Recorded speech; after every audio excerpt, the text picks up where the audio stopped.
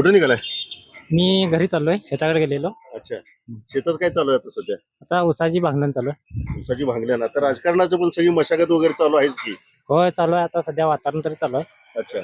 काय वातावरण आहे इकडचं? आमच्या इकडे विठ्ठल उत्तुरकर आणि संभाजी कुराडे, अच्छा. कारण ते जरा गरीब माणसांना उपयोगी येतात. बर. कधी बी मदत लागली, हाक मारली की येतात. कामं जरा चांगली चालू आहेत त्यांच्यातर्फे करायला.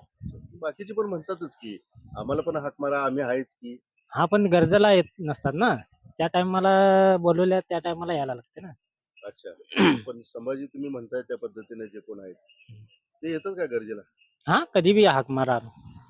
हाक मारा, एक फोन लावला की बस कामं होऊन जातात. यावेळेस काय म्हणजे कुठल्या विषयाच्या भोवती ही इलेक्शन राहील असं वाटतं तुम्हाला? नाही, मुद्दे काय राहतील इलेक्शन मध्ये?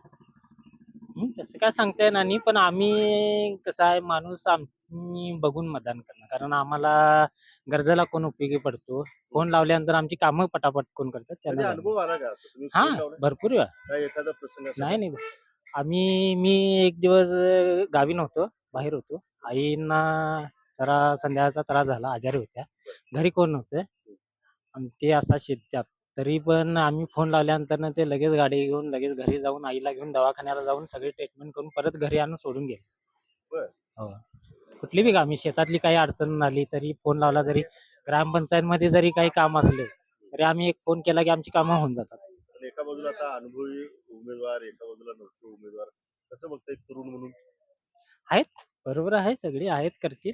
पण आता काय, ज्याची त्याची, ज्यांनी की आपली मदत केली त्यांना तरी मदत केली पाहिजे ना.